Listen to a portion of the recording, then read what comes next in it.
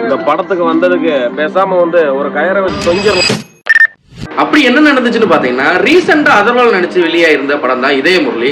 அதை பாக்குறதுக்கு நம்ம ஃப்ரெண்ட்ஸோட பாத்தீங்கன்னா குயின்ஸ் ரத்னத்துக்கு நேரா கிளம்பி வந்துட்டோம். இந்த படத்துக்கு தான் பாத்தீங்கன்னா எக்ஸாக்டா 10:30 எல்லாருமே பாத்தீங்கன்னா அரைவல் ஆயிட்டாங்க. எல்லாரும் வந்து நேரா டிக்கெட் எடுக்க போயிட்டு நமக்கான டிக்கெட் வாங்கிட்டு நேரா தியேட்டர்ல போயிட்டு இந்த படத்தை பாத்தீங்கன்னா சிம்பிளா ஒன்லைன்ல சொல்லணும்னு பாத்தீங்கன்னா, ஹீரோக்கு பாத்தீங்கன்னா மொத்தம் 3 லவ். அந்த 3 லவர்டையுமே கடைசி வரைக்கும் லவ்வே சொல்ல மாட்டாப்ல. அதுதான் இந்த படம். இந்த படத்துல பாத்தீங்கன்னா எல்லாமே ஓகே தான். But this line affected for me. காதலே சொல்ல முடியாது, ஏன் காரணத்தையும் சொல்ல முடியாது.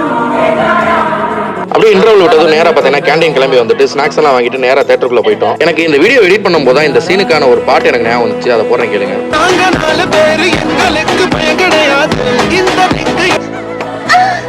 ஃபைனலா இந்த படம் முடிய போகும்போது கூட ஹீரோக்கு லவ் சொல்றதுக்கு ஒரு வாய்ப்பு கிடைச்சிச்சு. ஆனா அந்த வாய்ப்பையும் ஹீரோ தவற விட்டுட்டாரு. வாழ்க்கையில ஒரு டைம் 2 டைம் தான் வாய்ப்பு கிடைக்கும். அந்த வாய்ப்பை பயன்படுத்திக்கலைன்னா ஹீரோவா இருந்தாலும் அந்த இடத்துல ஜீரோ தான். மொத்தத்துல படம் கொஞ்சம் சுமார் தான். அந்த படத்தை பார்த்து சிரிச்சோமோ இல்லையோ, அந்த படத்தை பார்த்துட்டு வெளியில நின்று ரொம்ப நேரமா சொல்லி சிரிச்சிட்டு இருந்தோம். அடுத்து டீ குடிக்கலாம்னு சொல்லிட்டு டீ கடைக்கு போயிட்டு ஒரு பாதாம் பழம் குடிச்சிட்டு நேரா வீட்டுக்கு கிளம்பிட்டோம். இந்த மாதிரி வீடியோஸ் பார்க்க நம்ம பேஜை இது வரைக்கும் ஃபாலோ பண்ணாம இருந்தீங்கன்னா ஒரு ஃபாலோ பண்ணிக்கோங்க. அவ்வளவுதான். நெக்ஸ்ட் வீடியோல பார்ப்போம். நன்றி, வணக்கம்.